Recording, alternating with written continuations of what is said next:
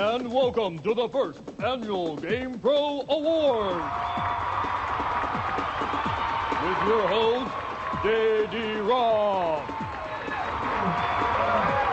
Hi, everybody, and welcome to a very special edition of GamePro. It's the first annual GamePro Award Show. Now, today, we're handing out awards for game carts chosen as the very best of 1991. And the judges who determined which games would receive these mucho prestigious trophies were the members of Team GamePro. Now, this is a group made up of readers of GamePro magazine, which, as you know, is the #1 source for home and arcade video game information. So, without further delay, let's kick it with a look at who snatched the gold in the Best 8-Bit Game of the Year category. Now, with the 16-bit games coming on strong in 1991, you wouldn't have thought it would be a happening year for the 8-bit game carts as well. So I gotta tell you, when the time came to choose the best, we were surprised by just how many games deserved consideration. But when the dust had cleared, there was only one game that stood head and shoulders above the rest. Ever since this game arrived on the scene last May, gamers everywhere have been blown away by a brand new bunch of green amphibious creatures who are heroes, but not in the half shell. They're the Battletoads for the NES. With graphics unlike anything that had been seen before on the Nintendo Entertainment System, we hear players everywhere saying, "I can't believe this is an 8-bit game cart." With phenomenal action sequences combining the very best of games such as Double Dragon and Teenage Mutant Ninja Turtles, gamers everywhere flocked to the stores to get their copy of this most excellent cart so they could get busy with the adventures of Rash, Pimple, and Zitz and the quest to defeat the Dark Queen. So the award for the best 8-bit video game of 1991 goes to Battletoads from the folks at Trade West. And stay tuned, because there's a 16-bit Battletoad adventure coming to Super Nintendo very soon. In fact, I just found out that our Game Lab spies managed to smuggle out this tasty preview of the 16-bit version. Check it out.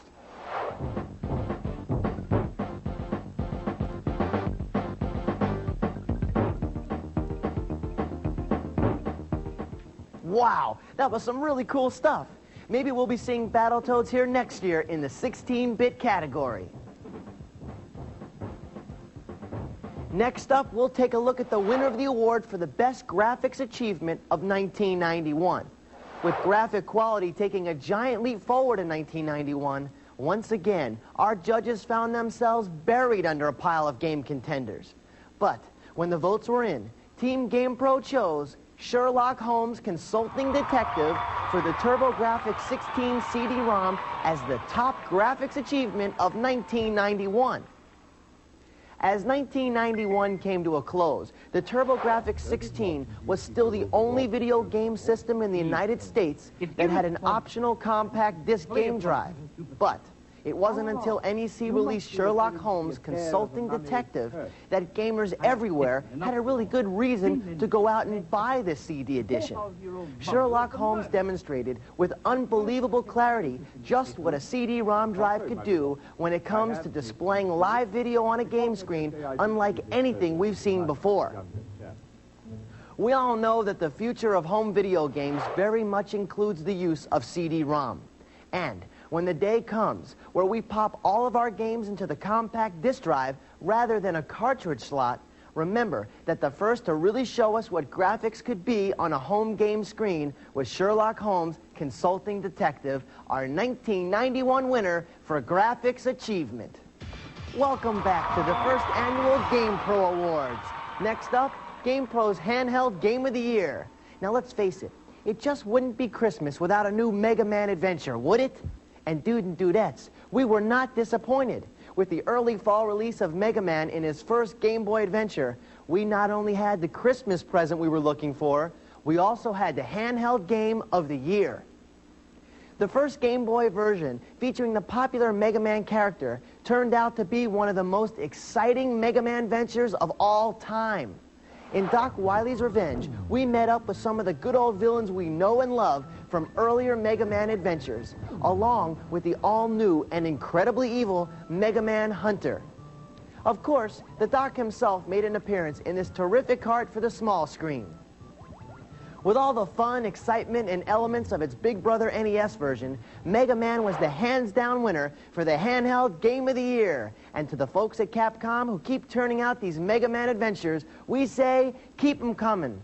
And I am accepting this award on behalf of Mega Man, who is in Europe taking a vacation from Doc Wiley. We love you, Mega Man.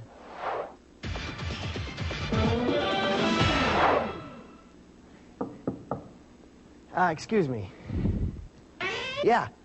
Oh, hey, thanks a lot. All right. If there's one area where the Super Nintendo has really shined, it's got to be the incredibly realistic sound effects and magnificent music that emanate from this video game cart. So, it's no wonder that an SNES game walked off with the honors in the Sound Achievement category in what proved to be the closest awards race in the bunch. We got to tell you that the Team GamePro judges had a difficult time choosing between ActRaiser, Toe Jam and Earl, and Super Castlevania 4. Each of these games gave us remarkable sound and are worthy of mention. But when the votes were counted, the judges picked Super Castlevania 4 as the best among the best in sound achievements. In the Super NES version of the Belmont's long-running battle against Dracula and the forces of evil, we found ourselves exposed to sound effects unlike anything we had previously experienced in the comfort of our own homes. And the music? Well, if you ask me, they ought to release a CD of this stuff, put it on the radio, because these sounds are a stone-cold hit. Our congratulations go to Konami, the company who bring you Super Castlevania 4 and the winners of the GamePro Sound Achievement Award. Way to go, this joystick is yours. Team GamePro's decision is in for the best sports game of 1991. Not. And I could not agree more with their choice. Definitely not. Now, in a year that saw fantastic steps forward in graphic excellence and overall quality in sports game carts, there was one game which stood way above the rest. Get real. I'm talking about NHL hockey for the Genesis. If you haven't yet picked up your controller and faced off in this monster sports cart, you have no idea what you're missing. Sure, the graphics are excellent. The sound effects, top-notch. But what this game is all about is realism and action. As your players glide across the ice rink, you can feel it all happening. There's penalties, power plays, and hey, what would a hockey game be without fights? Choose your team from a full complement of NHL hockey clubs created to accurately represent each team's real-life strengths and weaknesses. You can even change lines just like a real hockey team would, depending on the situation you face in the game. Hey, look, I gotta tell you that NHL hockey is the absolute state-of-the-art in sports game action, and we congratulate our friends at Electronic Arts for hours of exciting game-playing action. Hey, guys, keep them coming. While it seems that everyone enjoys a good shoot-'em-up game, a hot sports cart, and a solid role-playing game, it takes a certain kind of game pro to truly enjoy puzzle strategy games. Rather than just shoot and run, these carts make you think and plan. They add an element of brain power that doesn't always exist in other home or arcade game formats. Some solid examples of puzzling excellence are one of my favorites, Tetris, Dr. Mario, and Columns. While there were a number of puzzlers that our panel of experts took a look at this year, the GamePro teamsters felt that the most exciting and strategy game of 1991 was Baseball 2000 for the Nintendo Game Boy. This highly absorbing, first-person perspective game of dodgeball in elaborate mazes is one of the great mind-benders of all time. It takes thought, planning, and overall strategic ability to make it through this fine excuse to rush out and go get yourself a Game Boy. And with the Nintendo 4-player link, this game becomes a multiplayer blast that deserves to be picked out as the best of the rest. Baseball 2000 is brought to you by the people at Bulletproof Software, and to them we say, congratulations. Oh, and guess what? They're coming out with a new Super Nintendo version due out later this year. What? What? You want to see it now? Well, I guess we could arrange a little preview of the 16-bit version for you. So take a look at this.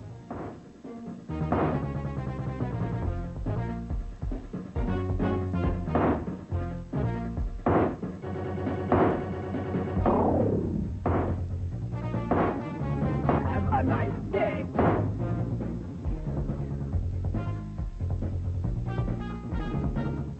Sweet. I think we're definitely going to want to check this one out when it hits the stores. Welcome back to the first annual GamePro Awards show. Action-adventure games and the SNES seemed to go hand in hand in 1991. And it wasn't only the Super Nintendo that was taking advantage of an abundance of hard-hitting action carts. Solid action carts appeared for the Genesis, along with some hot adventure game carts for the NES. What had previously been the province of the arcades had now become commonplace on the home screen as top-notch graphics and sound effects made home play of action-adventure games an entirely new game-playing experience. So, what game rated #1 with our GamePro judges? Check it out. The winner of the Best Action-Adventure Game cart is Super Castlevania 4 for the Super Nintendo. The latest in a long popular series of game carts featuring the Belmont's family struggle to defeat the evil Dracula and his team of killer bosses was the hands-down choice of our Team GamePro judges to receive this award. This cart featured beautiful but spooky graphics, a movie-quality soundtrack, and a bone-blasting 12-level challenge fit for vampire hunters, young, old, and of course, undead. New moves for Simon, such as an 8-direction whip, plus his grapple and swing ability, make Super Castlevania 4 the #1 action-adventure video game of 1991.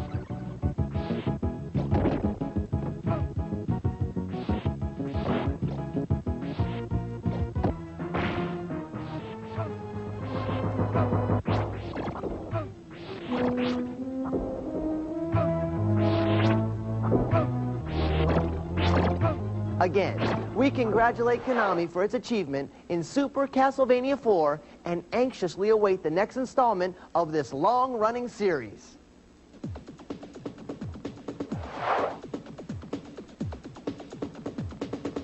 There's a certain type of gamer out there who lives and breathes for that very special form of video game card, the shoot 'em up. And once again, there were a number of terrific new games in this category that found their way onto our home video machines during 1991. But the one that our judges chose as the very best is Gyruss, the intense shoot 'em up for the Genesis game system. Released by the game maker Renovation during the spring of 1991, this game had it all. Graphics and sound that were top-notch, combined with a difficulty level to keep even the best of you interested for a very long time. And hey, who didn't go crazy as you sucked energy from enemy ships? Now that was original. To the people at Renovation, we say congratulations. And to those of you still trying to make your way through Gyruss, good luck, you'll need it. When our winner in the best role-playing game of 1991 hit the stores in November, it quickly changed as the undisputed innovator of the role-playing genre, electing to place less emphasis on combat and monster bashing and more emphasis on character development. This game took giant strides forward in the evolution of role-playing game carts. I'm talking about Final Fantasy II for the Super Nintendo, the role-playing game of the year. Taking a new approach to video game action, Final Fantasy II focuses on its hero, Cecil, and on the political problems of Baron, which Cecil and his embattled allies must face. The graphics are great, and this game gives new meaning to the phrase, user-friendly. Our Team GamePro members found that Final Fantasy II is not only easy to get into, but will have you wondering just what's going to happen next. This is one role-playing game that you just can't stop playing once you start it up. So congratulations to the people at Squaresoft, who brought us Final Fantasy II, the best role-playing game of 1991. Well, we saved the best for last. 1991 was certainly the year of the 16-bit game system. With the introduction of the Super Nintendo and the continuing strides forward in game carts for the Genesis and the TurboGrafx-16, the competition was nothing less than unbelievable. But Team GamePro made its choice, and the best 16-bit game card is Sonic the Hedgehog, by far the most popular game card available for the Genesis game system.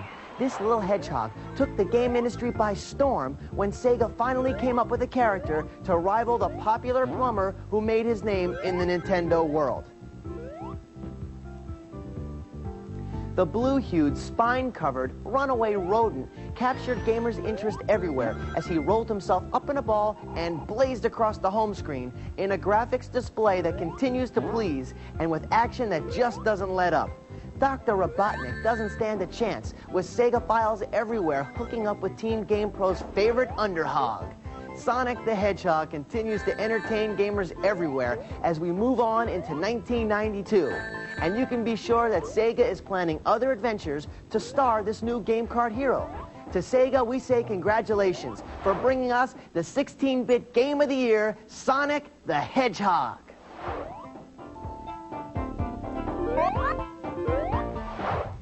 Well, that about does it for this year. To all the winners, we offer our congratulations and our thanks for hours of game-playing enjoyment.